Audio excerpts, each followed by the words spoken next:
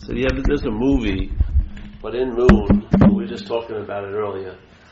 In Moon, there's a guy, Sam Rockwell. He's a man that's at a station on the dark side of the moon, and this is in the future where they have discovered an ore in the moon that becomes a new energy source for the Earth. Yeah, so they have these giant like computerized farms almost, and they have these huge machines to sort of mine the ore and everything like that. But they need one attendant to watch all the activities, make sure everything's going and stuff, right? And they have to make a 5-year contract. So he's there by himself pretty much with on a 5-year contract. And he's getting close to the end of the contract. And he has pictures of his wife and his kids, in his area. And he got all these little things that he was like a baseball player and all this stuff. All these mementos of life on Earth. And he also has, he gets video calls, seemingly. But basically he doesn't have any contact with anyone. And there was an accident. Something happens and there was an accident, And he goes out to this one of the machines got destroyed and it had run into a little, one of the things he uses to drive around the farm to check out how things are going. And he goes in there and there's a person in a spacesuit in there and he tries to save them. They're still alive and it's him, physically. It looks just like him. So he brings it back to the station. And it's him, but he's got a different personality than he does, and he calls himself a different name, but it looks just like him. And they realize, and then the one guy says, "Hey, listen, I want to break the news to you." And he says, "Oh yeah, I'm going to be going home. I don't want to hear anything that would disturb that." He says, "You ain't going home, And he says, "Come on down." They go down underneath this big room, underneath the main area, and there's thousands of them there. There's all these clones, And that this corporation just uses clones to run the whole place. But for the clones to work best, they have to be given a story, So they have this whole life on Earth, and it's all programmed, and they're feeling exactly like that person and stuff like that. But now there's two of them. Both of them are live on at the same time, and that obviously screws everything fucking up, right? There's two of them, and they both have totally different personalities, though, but they're the same clone. So here's the thing. There's a clone that thinks it's a person. Has all these memories of being a person. Lives as if it's a person. This person, and is now confronted with the realization that it's a clone. But what holds the realization that it's a clone? The feeling of being a person. You're the clone. No, you're the clone. Exactly. The whole thing is the clone. The only way he can get the realization or hold the realization of that he's a clone is he still feels like the person. He can't. The knowledge of being a clone, which is totally thrust in his face, doesn't disrupt the programming of feeling like being a person. Actually, it makes it more important. Because now he wants to get back to Earth to see his phony family and like this, and he's got this huge intention. You see? So here, like in Zen, they would say, first there is a mountain, then there is no mountain, then there's the mountain again. So in a way, with this little invitation, so there's a person, and usually all the unique feelings is based on certain archetypes. You're the chooser, you're the doer, right? All those things. But there's a sense of there's a programming, which I like to call selfing, that produces a feeling of being a long-lasting, independent, separate entity. We didn't have it when we were babies. We grew into it, yes? The mental process had to develop, and then if the mental process is listened to a certain way, let's say if you want to call it in an ignorant way, it produces a sense of self. So here's us, in a way. We're sort of like this clone, or this whatever, and we live and we feel and everything like this, and then something happens and you wake up to the fact that you're a clone, but you wake up to the fact and yet you're still in the format of being a person. It doesn't change. It doesn't mean there's no more meaning given to anything anymore. There's no preferences. Nothing like that happens ever again. They go on just like it says. First there is the mountain, then there is no mountain, then there's the mountain. And actually you become, in a sense, more individual when you're not an individual. More uniqueness in expression occurs. So the thing is, no matter how much you say that you're not, you're holding it as if you are something. Yeah? And that feeling doesn't need to stop for you to understand you're not that. Because it's not going to stop. As long as you're alive, yeah, it's going to be activated. Yeah? And no matter how deeply you realize you're not that, it's still going to be activated. Yeah? And I find a lot of people believe that something's going to change super dramatically on the clone, on the story of the clone when we realize we're not the clone. But nothing actually happens, in a sense. And that's the beautiful news. Nothing actually changes, yes, something lifts totally. And so where you were taking yourself totally to be that story, now you're watching the show. It's much different. It doesn't mean the show stops. It continues on. Because it never had anything to do with you. There wasn't a you that was making the story. Yeah? And therefore, when there's a realization there isn't a you, the story stops. There was never a you that was making the story. There was just the story. Yeah? It's just what's happening here. And that's the freedom. So you now have the sense of the source, but you're watching the show. Yeah? So like Jesus says, you're in this world, but you're not of this world. There's a little sense of relief, actually a great sense of relief, because this relief affects every moment of the show. It's not like you get a big chunk of relief and then it's for you to spend or to try to invest or try to, put in a bank account. No, the only way you have it is by giving it away. Yeah? So it's in this relief is relieving as you're traveling. It doesn't say the geography of one's life is going to change, but it's going to change how you travel over it. Yeah? So if you're going to get fired, you may still get fired. If you're going to get divorced, you may still get divorced. And of course you can say, well, there's no one to get divorced. But divorce has happened here, yes? So let's just look at it that way. Has it really worked while you were going through a divorce to say like a mantra, but there's no one going through the divorce? It fucking doesn't really work, does it? No. It just actually adds more weight to the situation. Because then the person, it's like when I first heard this invitation and my mind tried to use it as an advantage, my girlfriend said, Paul, did you make that mess? And I said, there is no Paul. You know what I mean? And she'd go, what? There's no Paul to make a mess. And she'd say, fuck you, Paul. Clean up that mess. You know what I mean? It was much more direct. So this point is, first there is the mountain, then you realize there is no mountain. Yeah? So first there seems to be the long-lasting, independent, separate entity called Paul. Then there's a hit that you're not that. And then it seems to be so again. Yeah? There's no argument. It isn't like first there is a mountain, then there is no mountain, and that's it. If there was no mountain, nothing would be happening. Yeah? For something to be happening, in a sense, you're engaged with that. You need to appear as you seem to be appearing for things to be happening. Yeah?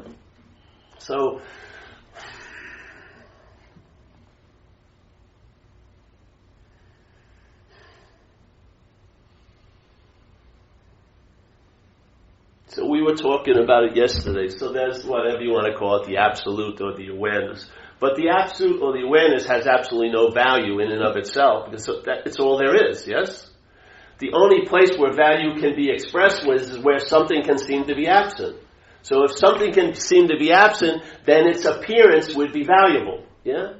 So here where we can be unconscious to the fact that all there is that absolute, yeah? When we can act all day as if that's not so, then if you started to entertain the possibility that it was so, would be quite valuable. Yeah? Now the dilemma is, if we attempt to entertain it that it's so as a self, as this long-lasting, independent, separate entity, the selfing is going to get more of the emphasis than the awareness. But when you go the other way and question, are you that long-lasting, independent, separate entity, then what happens is the awareness becomes very influential in this experience. Yeah? Very influential. That's what expresses itself in a traveling lighter. It's not you. This is just a vehicle of whatever is taking it over. So whatever gets in this vehicle is going to express its sort of nature. If this vehicle is dominated by a mental process called self-centeredness, you're going to see what it's like. You're going to probably have some vindictive streak. You're going to have resentments. You're going to have anxiety because you're constantly going to be reacting to what's not happening. You're going to be enslaved to a thought system that is drenched in time. that can't recognize that there's an okayness inherently right now, but it does recognize the possibility that you were once okay, and maybe you will be okay. But it's never that you're okay now. Or that you once had an experience of peace, and you really hope you will have an experience of peace, but the peace isn't available now because there's too much of you there. And the you has too many requirements to accept or to access peace. Yeah? It has to be determined by what you do to allow yourself to have enough merit so that you can enjoy peace. Well, peace is always available at all times.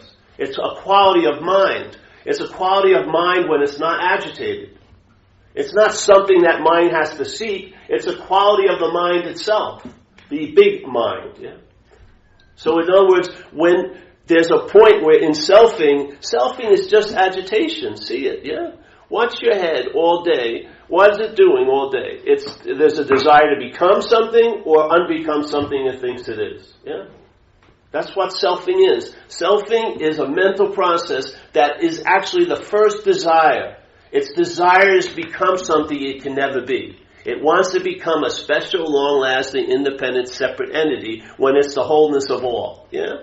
It wants to appear to be something small and special instead of something huge and unseen. Yeah? So here it is, selfing, desire to become. And then it goes this little other opposite way, which is desire to unbecome. To unbecome what it thinks it already is.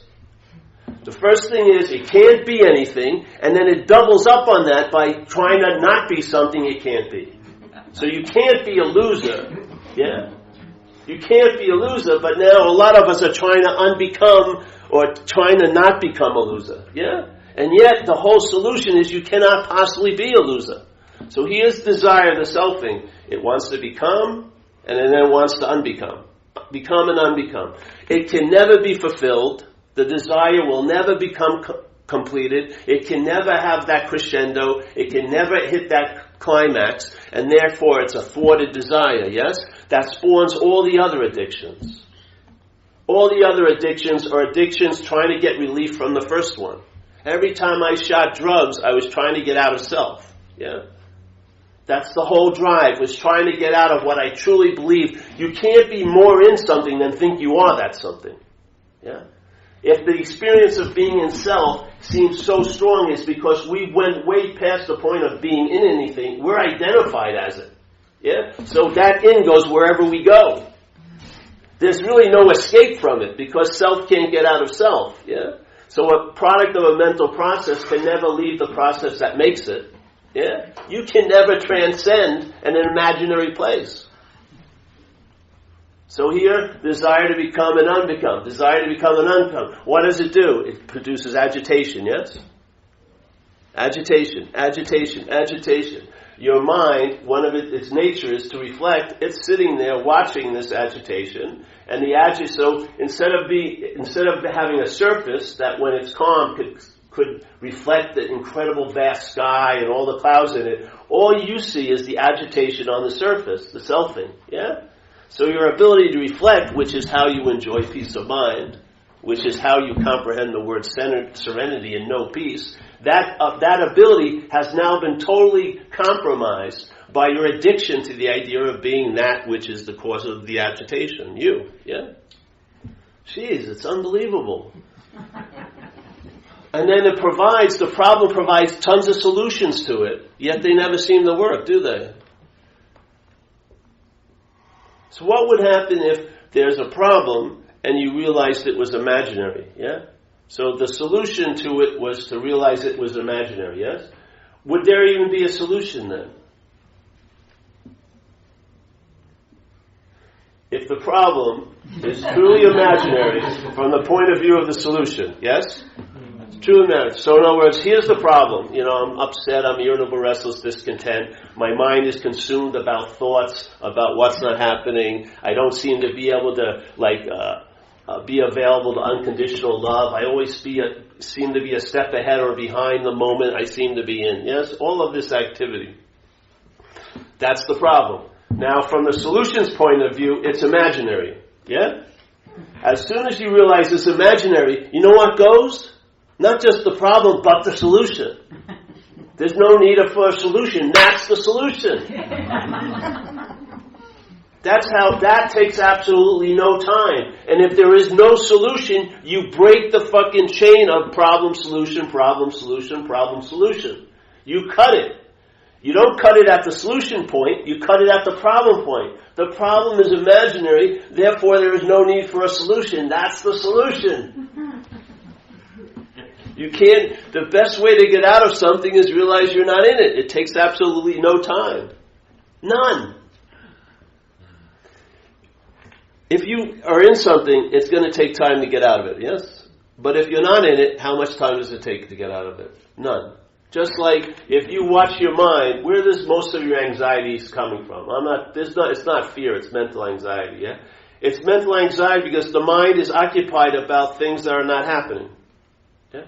Let's say it's projecting next week you're going to have cancer. You don't have cancer right now, but it's worried that it's going to have cancer. Yes?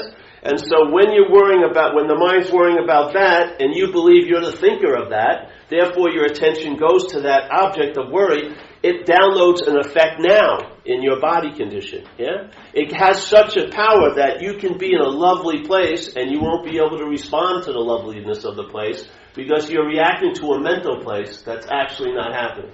Yeah? So what would happen if someone came into your office and you were a new type of therapist, like what's not happening therapist, yeah? So the person comes in and you have an hour for the event, and they come in and they start talking about all their troubles, and they're not actually happening. You don't see them, where are they? They can't bring them in and show you, yeah? And your answer would be, hey, they're not happening. And that would be the end of the session. What more would you need to do about something that's not happening? Nothing, yes? Exactly. This is the beauty of it. The solution always has a timeless quality to it. It's not based on a process. It's based on a revelation, yeah? Not of time, but from timelessness.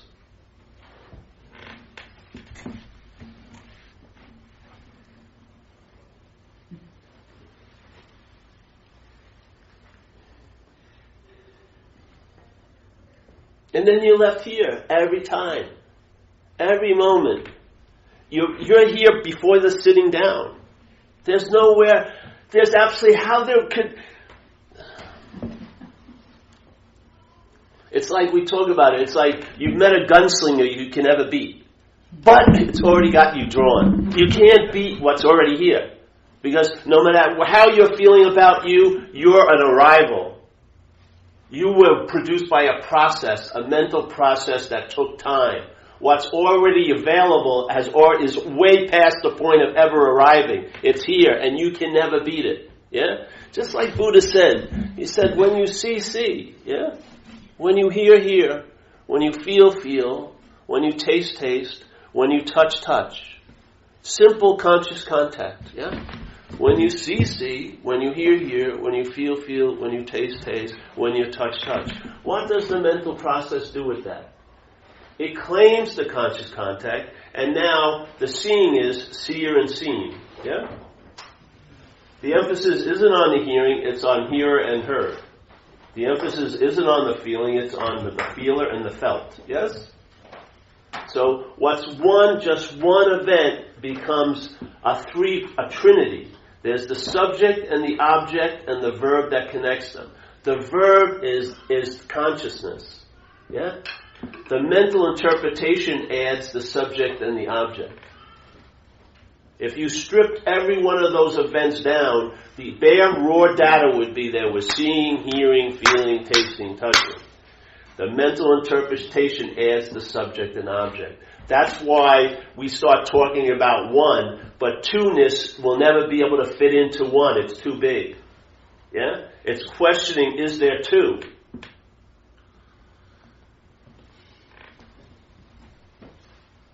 Is there seeing or is there a seer? And yet the seeing can never be seen. Yeah? What's hearing can never be heard. What's hearing can never be heard. What's feeling can never be felt. Yeah. What's smelling can never be smelled. Yeah.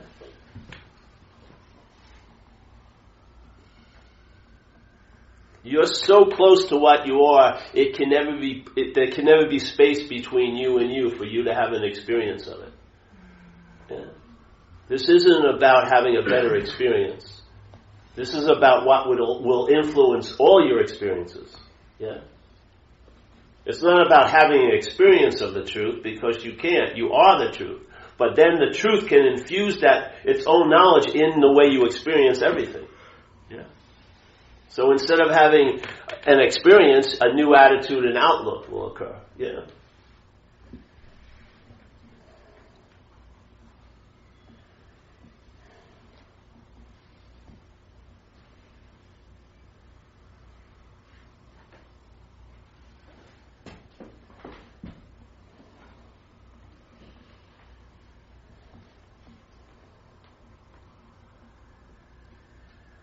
And then you leave the idea of having to know, and then you're in that sort of workable state of I don't know, and what happens is you find out.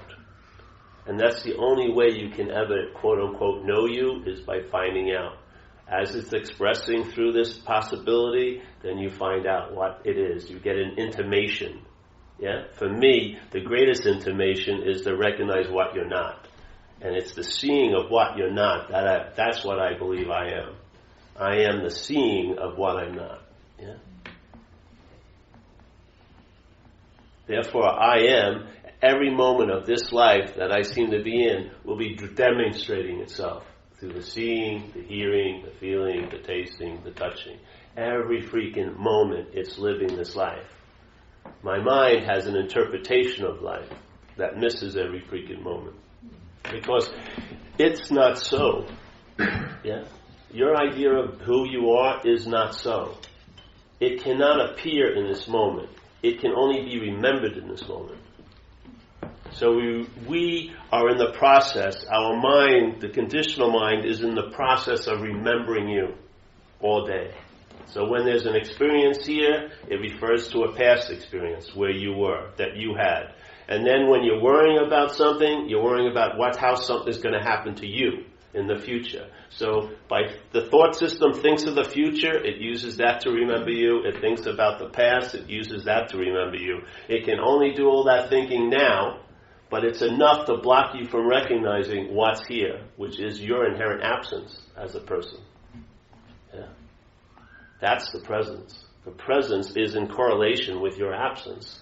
And I believe your absence is inherently so. There's nothing you did to make yourself absent. It's absent. Our mind does a lot to make it seem present, but there's nothing it needs to do to make it seem absent. Yeah.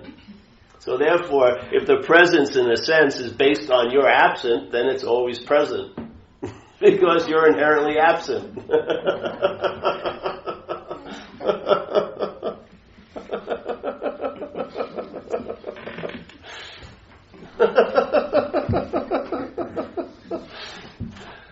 Man, it will catch you with your pants down. I swear to God. It is, you can't, the mind is too slow.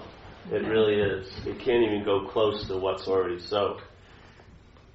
Yeah.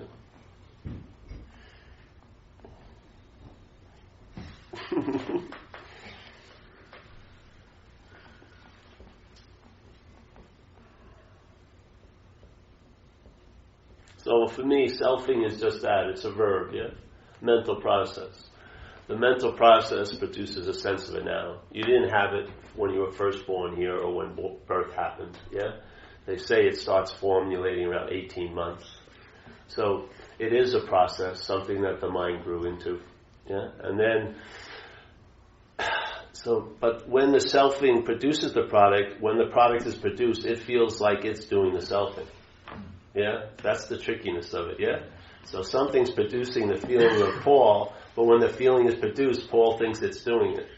Yeah? Or it's being done to Paul. So it's a product of a process, but when it fulfills its product, it feels like it was the historical thing before the process. That's what it does with consciousness and everything else like that. Instead of recognizing us, just the consciousness, it says, I'm conscious.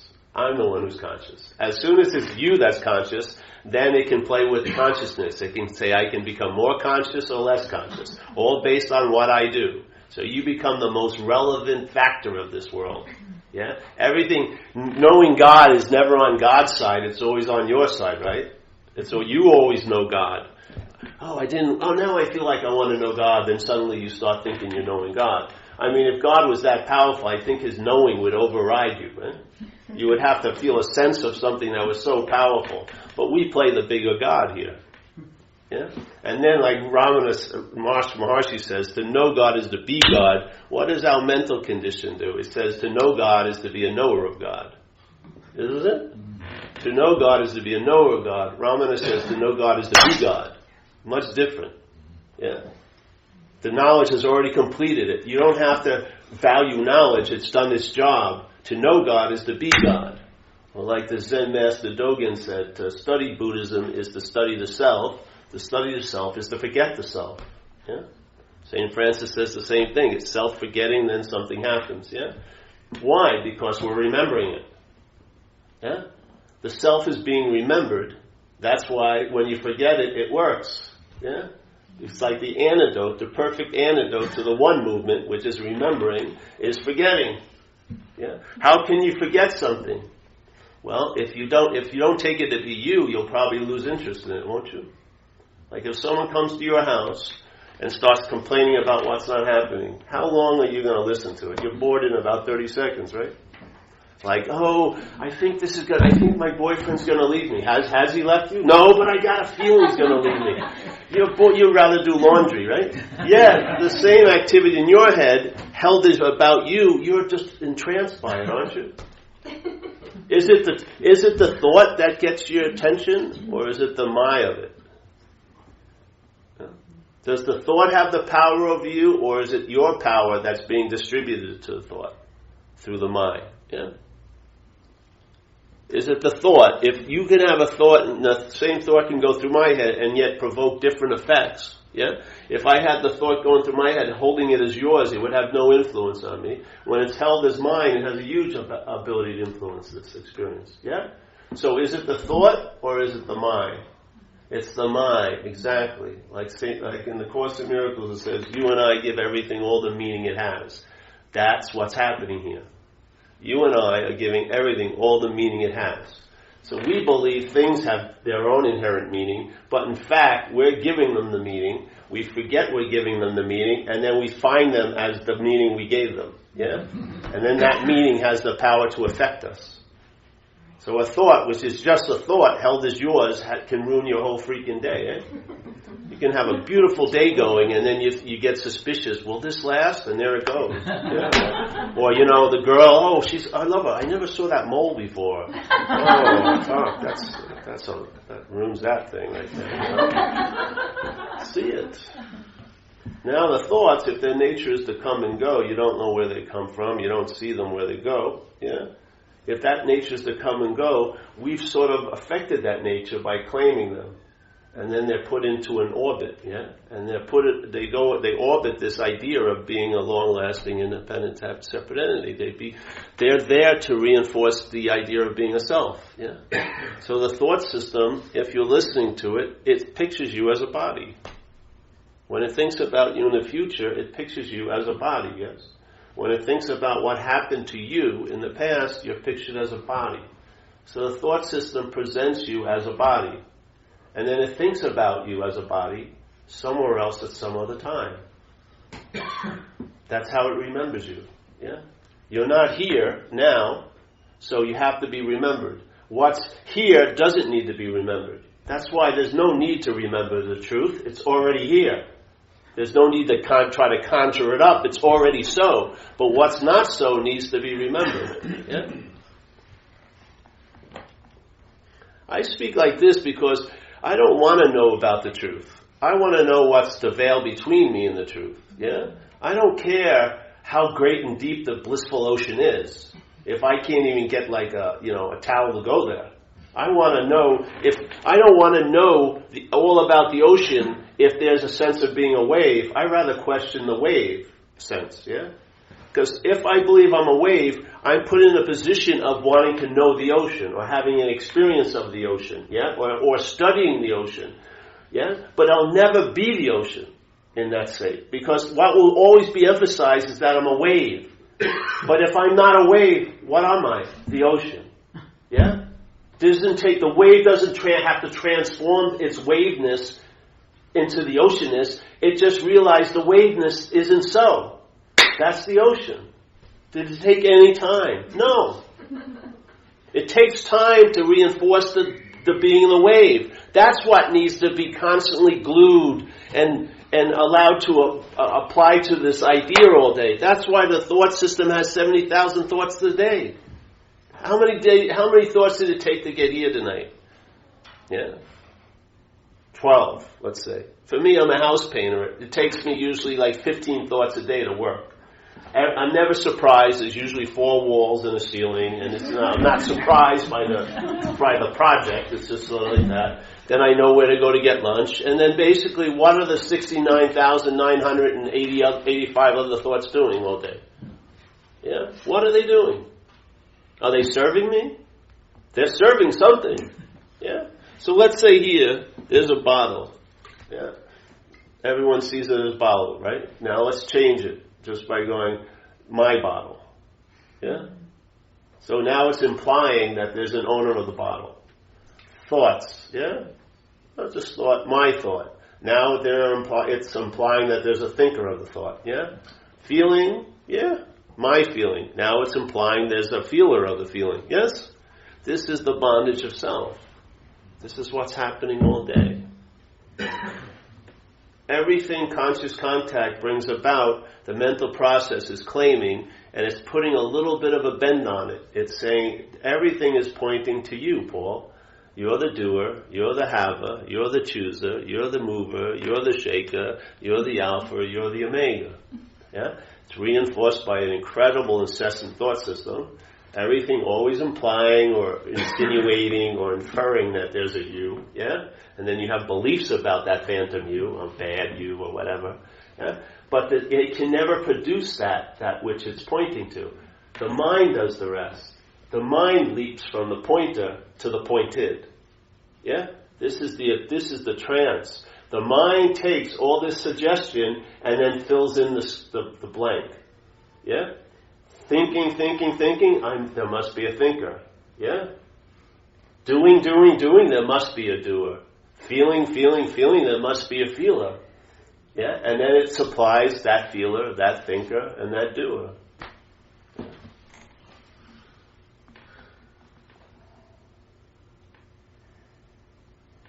And if you see that, and you keep seeing that what you feel to be you is a product, then that information, that knowledge distills into one thing. I'm not that.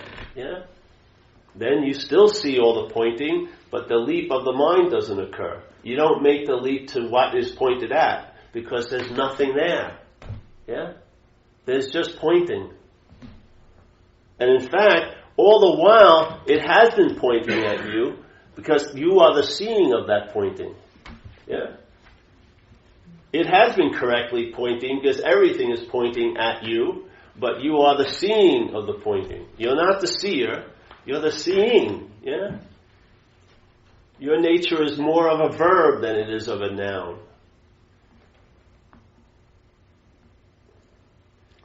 So what happens? It could take once, could take hundreds of times.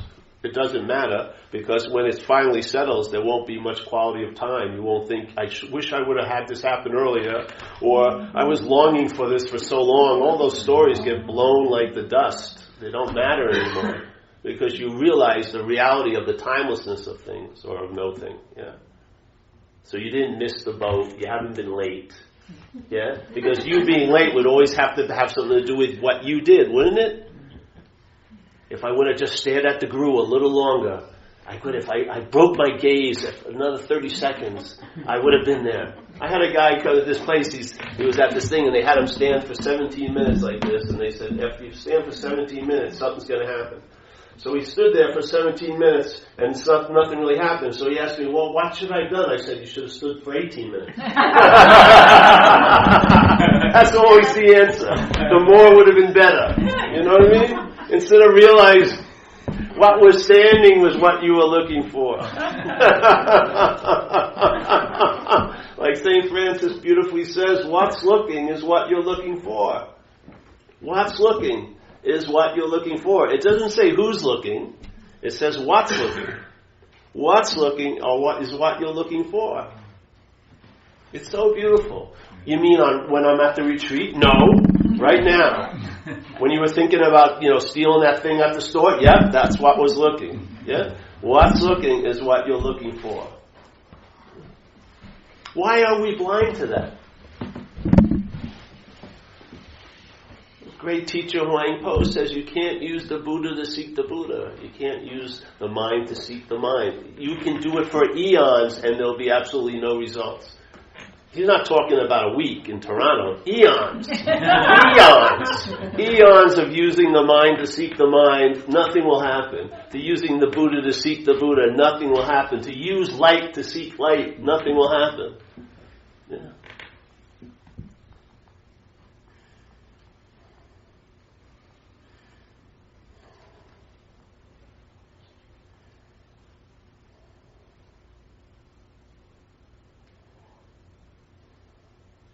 So what happened with me, in a sense, selfing. This lady there was a meeting going on in this other room, let's say, yeah? And I wanted to know her biblically, I was thinking I'd marry her. I haven't even talked to her, but I have great plans for me and her. So, of course, my mind's very interested in her, because she's my savior of the day, really, like my fairy princess and stuff, whatever. And so I'm supposed to be doing a talk, but my attention and interest keeps going. This is much more important to hear what she has to say, because I want to see if she says, hey, I like that guy, Paul, so I could go and ask her out, I'm not going to go ask her out without having, a hedge on the bet. I want to make sure I don't get rejected. That's like death. No. So there I am. So people are saying, hey, Paul, Mr. Paul, you should be paying attention to us. This is what's happening, and this is about it. Yeah, and I'd be agreeing with them, but I really couldn't help myself, yeah? Because I don't control the attention and interest. They don't. They don't, follow when I whistle for them. They don't come back. So then someone comes by the desk and throws me a book and says, how to lose interest in a conversation in another room. So I read the chapter headings. I go, yeah, I like this. But it doesn't really work. I'm still in it because that means a lot to me. Then suddenly she starts talking and she says, I really like that guy Matt. Yeah? Now my name is Paul. What happens? Do I have to take a 3-month course of how to lose interest in that conversation? I lose interest immediately. Why? It's not about me. It's the same thing that happens up here. You will lose interest in the thought system that's producing the sense of self when the system that's producing the sense of self isn't being given your energy to keep the production value up. Yes? There'll be less of a feeling of being a self, and there'll be more a sense of the presence of what you really are. Yeah? It's all about the interest and attention. Yet if you studied 2 years how to get out of self, that could be construed as obsession with self. So it's a tricky thing. You can't use self to get out of self. But if you start entertaining, you may not be that, and you lose interest in it, you will realize there's no need to get out of it because you're not in it. Yes? And because you've never been in it, that sense of being out of it can stabilize, not be based on circumstances and situations, or how you feel that day, or whatever you read, but it will be the basic fact of your experience here, yeah? Then the immunity builds. I'm not that. Yeah? And it doesn't mean once you see I'm not that you turn now to find what you are.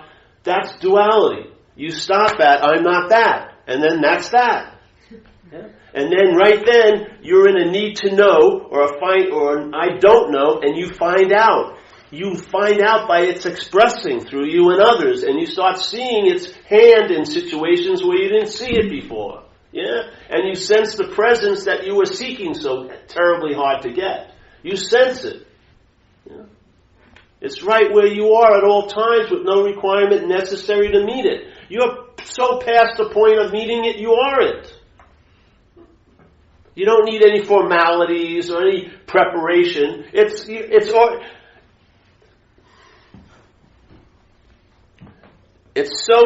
that you can't even get it that it's so. You know? You're too late on the draw. So I don't know. That's how we presented it. That's how it works for me. It doesn't work for me to hear about all the glories of the blissful ocean of love and compassion. It doesn't work for me. What works for me is because I don't believe you can teach what you are. I believe you can teach what you're not. Yeah? I believe you can be a very clear teacher on what you're not. And by describing what you're not, it may register to them, hey, I may not be that. That's it. As soon as you realize you're not that, the next thing you can entertain, hey, I can be free of it. Yeah? I don't have to wait for it to come along. I don't have to try to convince it it's a good idea. I don't have to read tons of books for it to get some fucking understanding. I can leave it, and when it starts singing its little siren songs, because it's not about me, I don't look back. A radical freedom. Yeah? But how can you entertain being free from something that you're identified as? It's impossible. All you can entertain is to become free as that. But it's more of a free from it. Yeah?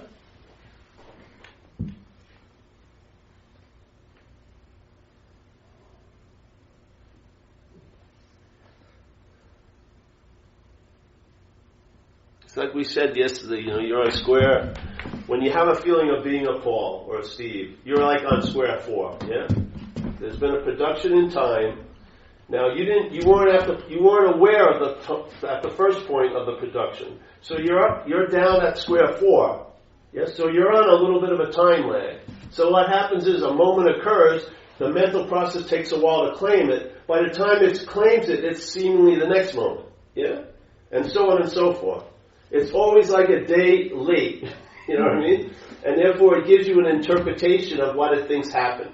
Okay? So here you are.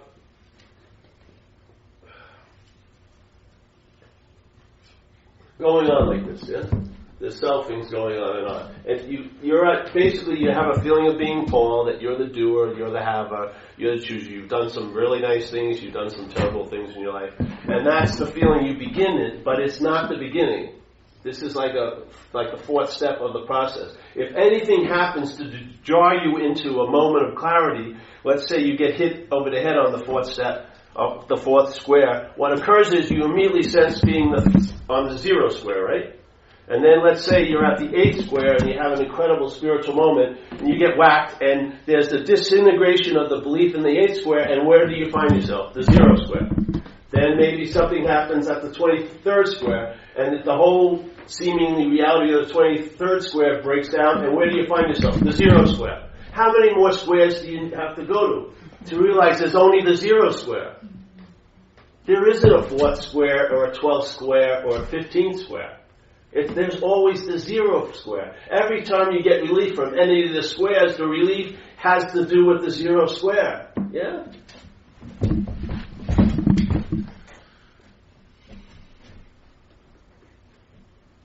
Now, you may want to keep thinking it could be different, so you got to get to the 83rd square or the 200th square, but you may want to save some time and realize, hey, I've had it happen about 12 squares. I don't think there are 12 squares. I don't think all there is the 0 square, and everything else is an appearance of another game board square.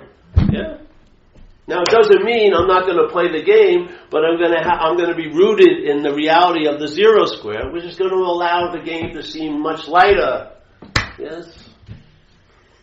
I'm not going to give you the burden of being a savior for me.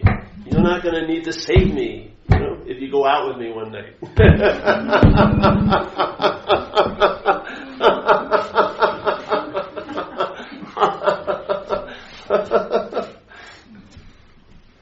Any questions tonight? Yes. I'm just having trouble getting my head around playing the game. So we're conditioned to feel like we need to take a certain amount of control over our lives, based on what's happening, what we're feeling, what we're thinking, whether it's thoughts that's passing through or feelings that's passing through. I can see kind of experiencing that as the experience versus the doer and the action. But when it comes to practical everyday life or making decisions about this being's life, how do you gel with that? How do you do that if you're experiencing? Well, why don't you instead find out? Pardon me? Find out, because there's no rote answer. There's no formality. There's no way. This isn't a path that illuminates. This illuminates whatever path you're on. This isn't a path that illuminates. This illuminates whatever path you're on. But how it illuminates it isn't that you know anything, but you find out. Yeah? So you're open to... The drive to know is more of a mental idea of knowledge. There's another aspect of mind that in like the high form of mind that Zen talks about, they say the highest form of mind is I don't know. Yeah? That I don't know puts you in a position of finding out. That's another form of knowledge that I believe brings about a much more convincing value. Yeah? So for me to give you an answer how I would do it, it would be different every day. Yeah? Just like if I did a talk on a scripture, it would be different the next day. Almost everything that scripture would kick up in me would be different than what it kicked up with me the day before, though it's the same scripture. Yeah? Part of my question is also, if you're discounting past experience and kind of projecting forward, there's only now. Again, that's kind of a completely different framework from what I'm used to living in, where my past experience is something I'm supposed to learn from in order to make proper decisions for the future. We're not saying discount the past experience. We're just discounting that there was anyone experiencing it. It's much different. You can learn here. Yeah? It's valuable here to learn. When you make a mistake, you're able to be corrected. Yeah? But was there someone who made the mistake? That's the question. I don't believe that. Yeah? That's not my feeling anymore. You know? So it's not like we're not disregarding experience. We're just questioning, was there an experiencer? Because that sense of being an experiencer has drenched every experience with a lot of meaning. A lot of freaking meaning. Yes? Most of us have a format of mind that we're living under, which is self-centeredness. Yeah? So mostly everything that happens with us, we see how it pertains to us. It's almost very difficult not to have it that way. Yeah? Because the system is called self-centeredness. So the whole system is based on self. Yeah? The feeling of being a long-lasting, independent, separate entity with all those qualities like being a chooser and a doer and stuff like that. Okay? Now, self-centeredness, we're already questioning the idea of self in that system. Yeah? We're not questioning past experiences or future experiences. We're questioning who is the experiencer of it. Because selfing downloads tons of meaning through the idea of being a self. Yeah? So when conscious contact happens and a thought is seen, then the mental process claims the thought as yours. That's like a bridge for a lot of conditional ideas to drop in, yeah, and get injected into that thought, or that activity, or that feeling, or that person. Yeah? You know how it happens? When you see someone, do you actually see them? Or do you see the someone that you're picturing? Yes? So the selfing, we have been living under a formatted way of life, an interpretation, based on a thought system, yeah? Self-centeredness, with the idea of being a center called Paul. Yes? So that Paul, let's say you have a girlfriend, you're having a really nice time with her, and then one night it happens in your head now she becomes your girlfriend. Yeah? So now she's my girlfriend. Suddenly, when the Maya arises, I think I have the right to look into her emails to see who my girlfriend is contacting. Yeah? I may think that it's all right to park in front of her house at 2 a.m. and make sure I know who's coming to visit my girlfriend. Yeah? The my is the transfer of freaking meaning. Just like simply here, you put money here, you put sex here, and you put health here. Yeah? Everyone would generate a meaning when you saw those words. Let's change the weight of those words. My money, my sex, my health. Much different, isn't it? Exactly. This whole place is an experience of meaning. Yeah. Selfing downloads tons of heavy meaning to things over the bridge of mind. So a thought is just a thought until it becomes your thought. Then it becomes a whole other beast. A problem is just a problem until it becomes your problem. Then it becomes a whole other beast. Yeah? A feeling is just a feeling until it becomes your feeling. Then it creates a whole other beast. Yeah?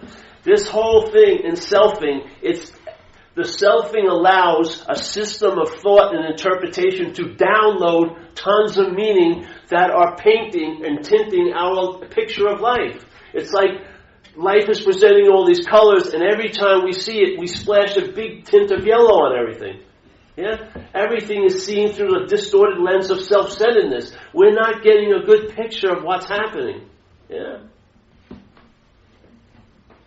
We're just saying, if you're not that self, that yellow could be extracted. Not by you, because there's no you to try to extract it. But by extracting the you, the yellow will go away. Not that you're going to extract it or wash it off or change the hue of it or the color, but by extracting the you, then the tint will be changed. Yeah? So don't learn from experiences. Just because there's a lot of confusion I find with the idea of being you. There never was a you. So all the activities your mind was doing about the past, it will continue probably to do about the past. But because there was a you giving it so much tons of meaning, you were bonded to those old ideas. Now that there isn't a you can actually learn from them. Yeah.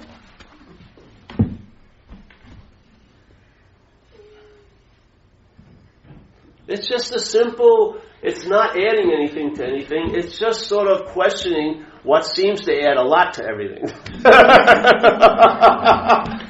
Maybe if we could just sort of see what's adding a lot to everything as not us, it wouldn't have the opportunity to add so much to everything.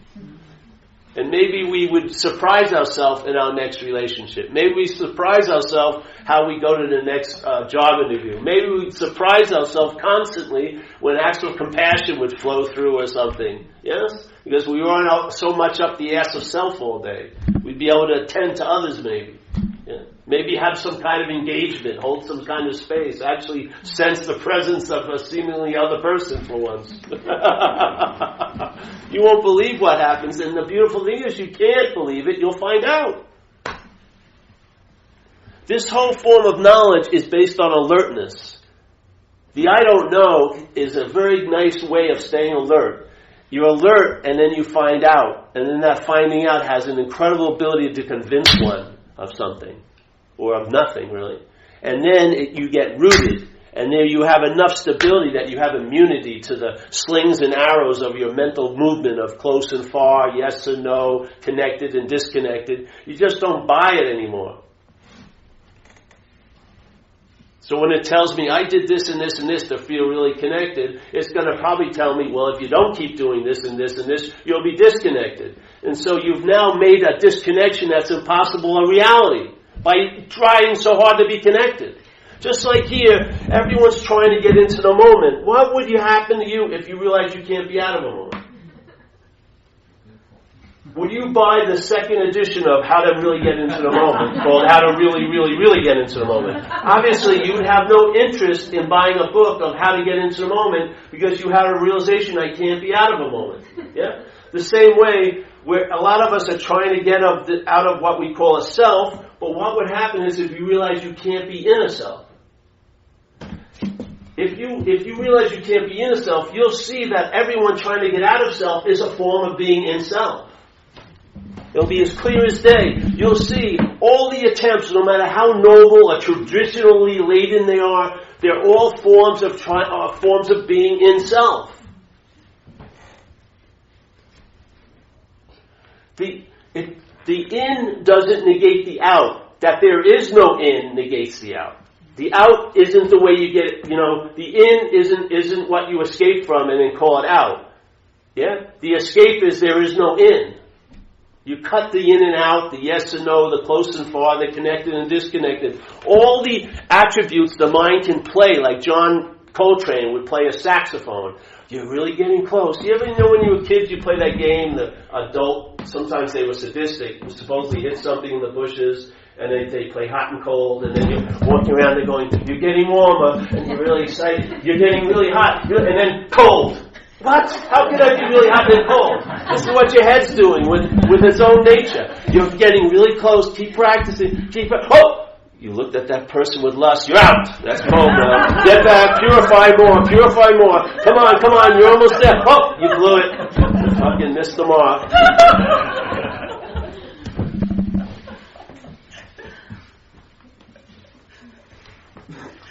There is a freedom from the bondage of self. It's available. It's available right where the bondage seems to be happening. It's right available all the time. Right where the mending of the bonding and the welding and the applying of the glue seem to be occurring, underlying that is the context of the solution, the seeing of it all. Yeah? If you see just a little bit, that's the seeing of it all. One seeing, it gives you the sense of all there is seeing. You know? Don't limit the expansion of your own mind when it gets a free sample. Yeah? You can know the whole ocean by one drop, they used to always say. When you see one thing occur, there's a principle in it. That principle expands, that's a revelation. That revelation expands, that's a realization. That realization expands, that's a state. It's the mind and mind alone that does it. Yeah?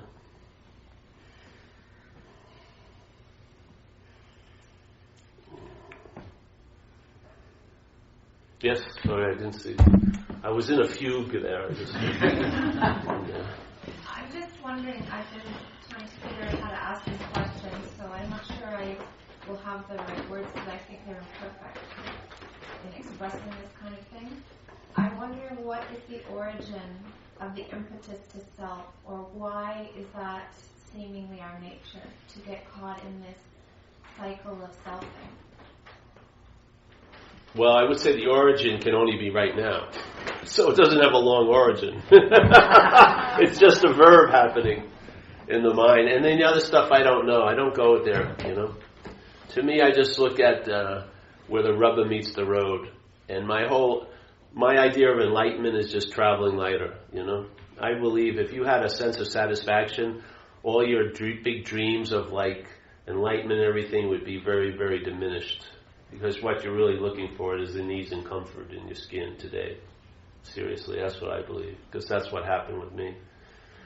As soon as this sense started to become dominant, I was relieved from the need to be liberated. I swear, the last thing I want to do is read spiritual stuff. I'd rather read like the sports page. It keeps me grounded. All that spiritual stuff, you can go fly off with it. But it's like a physicist who knows in reason that there is no world, yet he keeps yelling at his wife when he gets home. You know what I mean? I mean, you can have all this knowledge, but if it's not applicable, what the fuck is it doing? Yeah? So to me, the rubber meets the road. It's all verbing. Yes? So if your freedom is of a verb, then you're freed. You're freeing all the time. Yeah? If you want to stake a claim and say, I'm the one who's free, to me that's bondage. Seriously. Whoever that one is who's saying it, it's a form of bondage. Because it's trying to put a brake on which cannot be broke on. That selfing, that verbing, that presence, all of it is verbing, yes. Yes, yeah.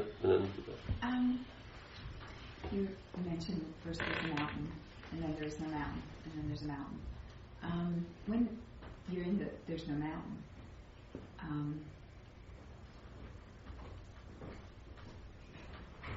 like there's, you know, I've heard Eckhart Tolle talk about that he sat on a bench for 6 months. It kind of makes sense now, because it's kind of strange. Like there's nothing, and so why would you even do anything?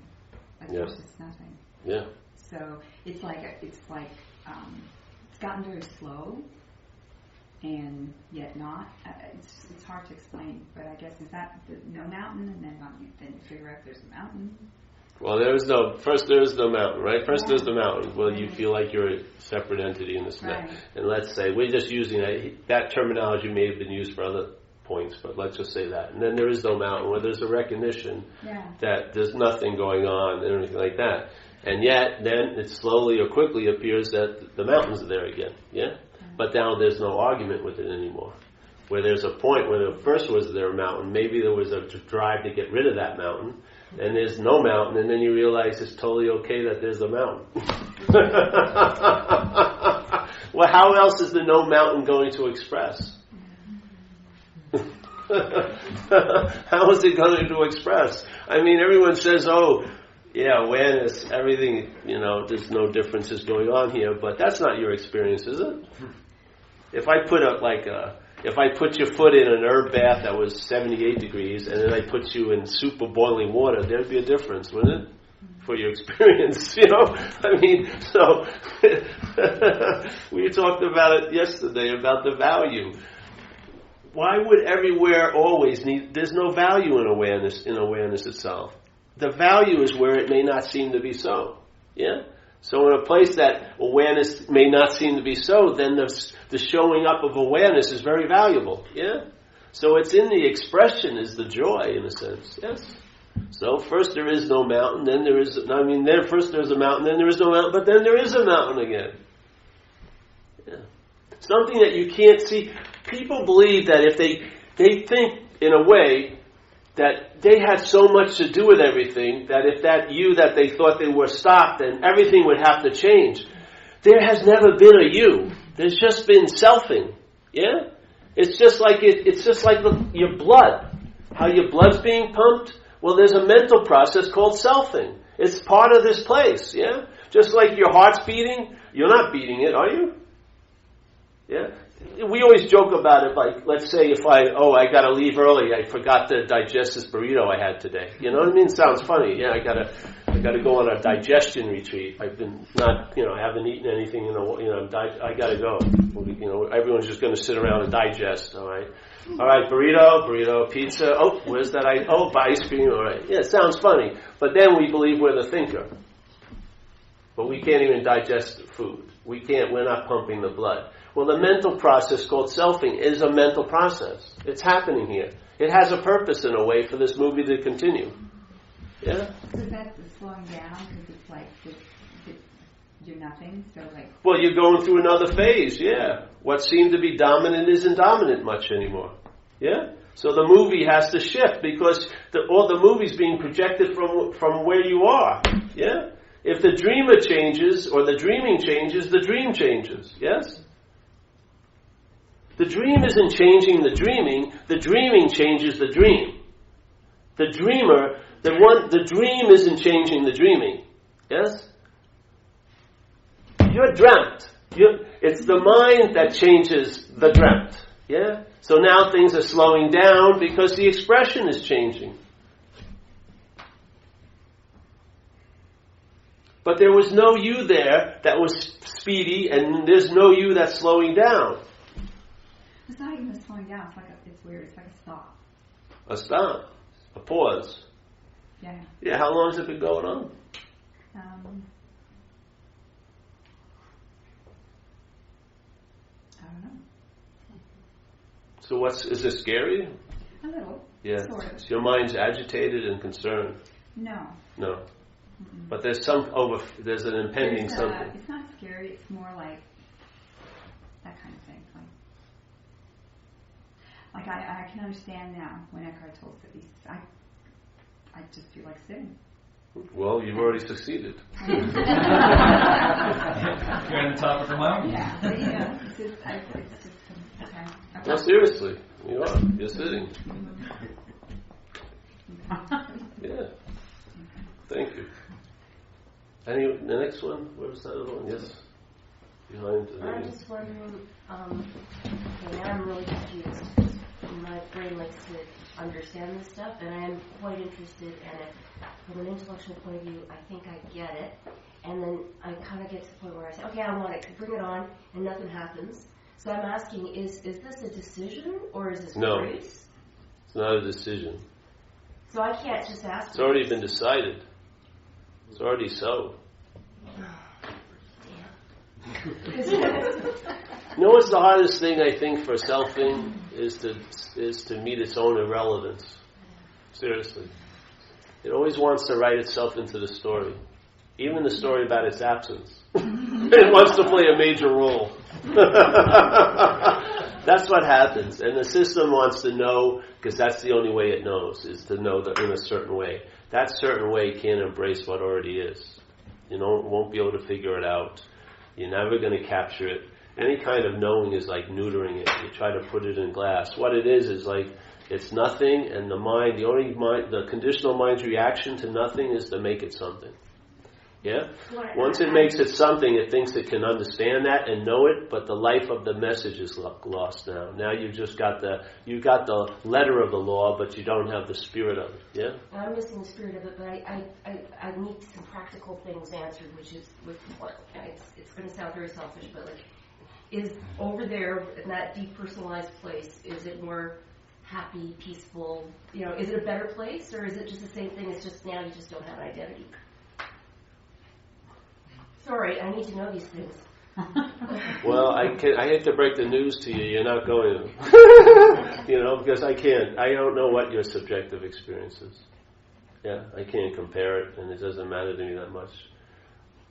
Why don't you just find out? Entertain the possibility, see what happens. This isn't a draft or an inscription. You don't have to do it. There's no pressure whatsoever.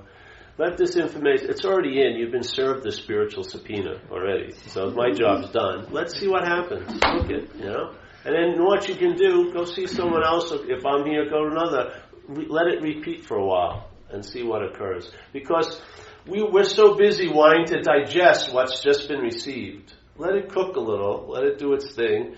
And, then it will download and you'll get some, and then maybe the knowledge that how you'll feel will be more of a sense than like a conceptual understanding. You'll have a sense that maybe overall you start feeling you're traveling lighter, or that your mind's content, or whatever. Yeah? And follow those senses if you want.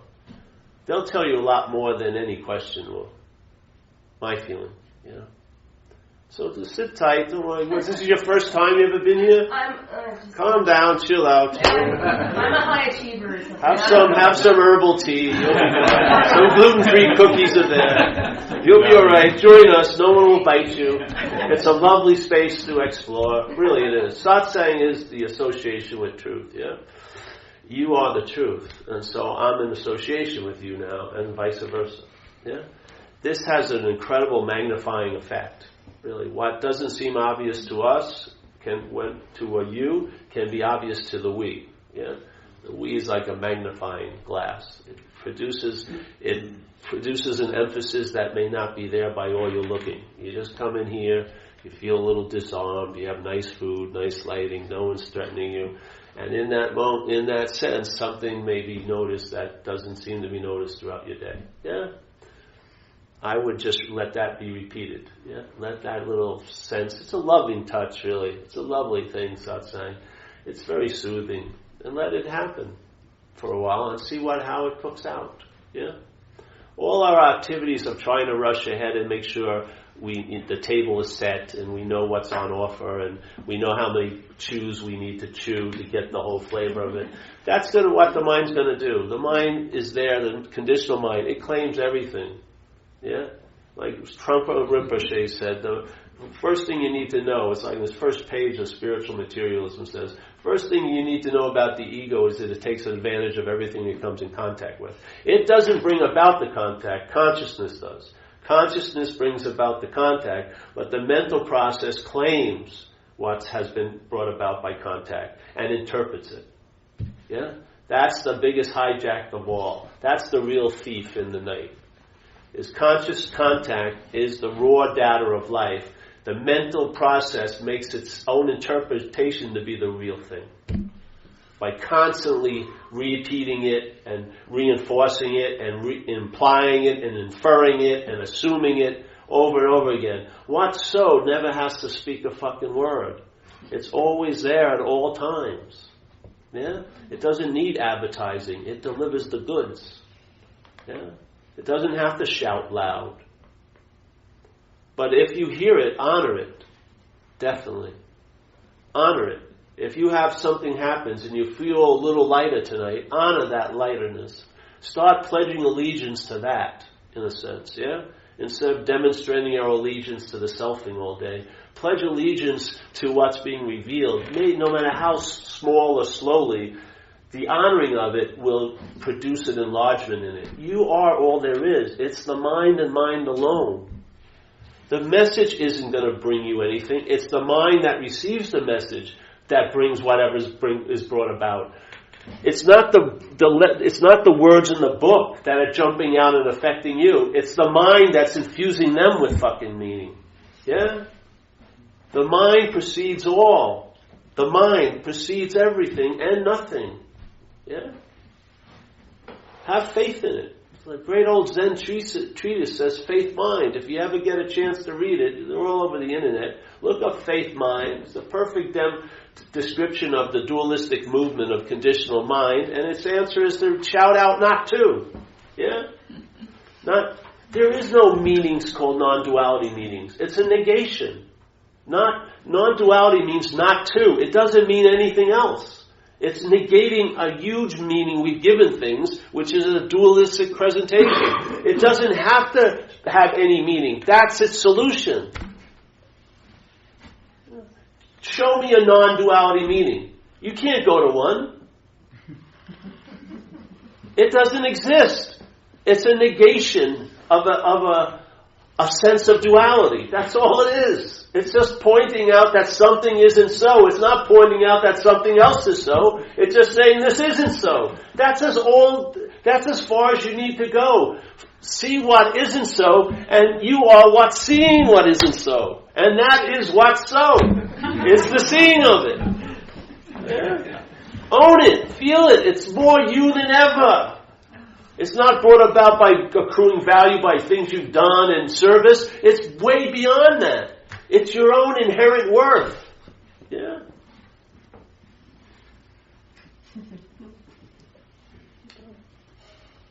Any more questions? I was just going to make a comment. I like what you said about the terrain doesn't change, just how we travel over the terrain does. Yeah. And that feels right. Well, you see it. And what more would you want? If you seem to be destined to travel here, because there's time, right? And there's space, and things are changing and moving and constantly expanding and contracting and disappearing and appearing, it feels like a traveling, doesn't it? If someone could afford you the possibility, which that someone is you, that if just by a mere entertaining a possibility that you could travel lighter throughout the rest of your days, what more value could you possibly find here? Yeah, literally. What more value could you possibly find? Something that would be applicable to whatever situation you're in, because you're in it. That you would be bringing into the solution. Yeah? Yeah. And I noticed in my life, I have traveled, in a sense, this experience, because has been a stabilized traveling writer for quite a while. I mean, it's like a good tree cannot bring forth bad fruit. You'll get a good idea of the tree by the fruit. Yeah? Have your own experience and how you're sensing things. That's a pretty good indication what tree you're sitting under. Yeah? If you're sitting under the tree yourself, you're being shat on all day. If you're sitting under this tree, there's a sense of you're just a possibility of expression, really. You're no solid thing. I was a junkie, and then I could be a really nice person now. Was I either of them? No. I'm just a possibility here. When one aspect of mine seemed to have this possibility, I went to the depths of a fucking addictive hell. I lived in a pitiful, incomprehensible, demoralized state. That same possibility, when gotten dried from all that and was offered this solution or this message, now feels quite light. And actually I become a benefit to my society and my community, instead of being a parasite and a taker all the time. What happened? Did that change to this? There was neither this nor that. It's just a possibility that's here, now. Yeah? Surrender to the idea of self. That faith that you have in self will produce anxiety. all fucking day. You'll be worried about what's not happening. Yeah? That same faith, that same potential of mind put into another vehicle, let's say this centeredness, not self-centeredness, will produce an ease and comfort in your life. It's the same faith, same energy. It manifests here by the vehicle it's put in. This place is a place of manifestation, of expression. It's not dry and absolute and dead and it's over. It's happening. Yeah. That's like when you're on the pulse. You sense the beingness. You are that beingness. You're not a stable fucking mental noun. How could I been that and now this? The only way is I was neither. It would have taken too long to change that into this. I mean, way too long. How could it change from that into this? Because it didn't.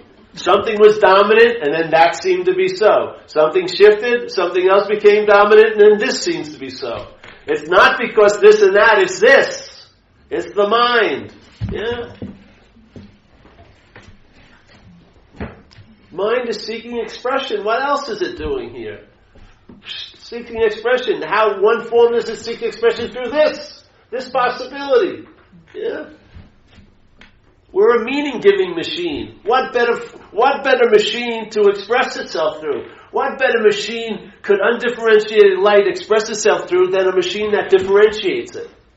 Yeah? What better way to light to have a huge experience of itself, because it can't, because it's undifferentiated, yeah? All there is light, that it moves through this little possibility and it gets differentiated.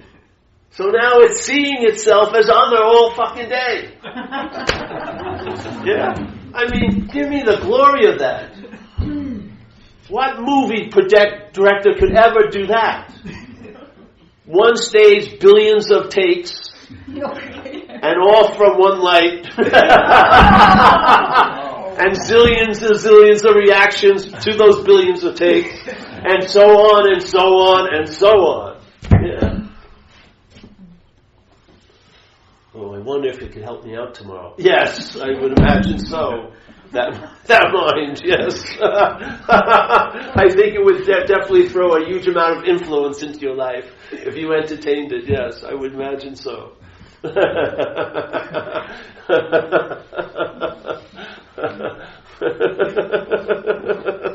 But what about when I go to work? Yes, I know.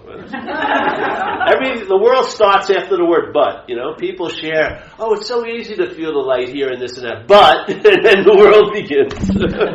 Just stop before the but, Oh, it's really easy to enjoy this space. Yeah, all right, stay like that. Don't contradict it with but. It won't be easy to feel it when I'm at work. See? The mind's playing God again. That's what it does. The only way you can lose and forget God is when God's playing God, in a way. So that's it, I think. Yeah. Any more questions? No? I'm happy to see everybody. Thanks for coming today. It's a pleasure, isn't it, to get together? Yeah. Yeah. I really appreciate it. They always get treated really well in Toronto. And yet I'm always happy to leave.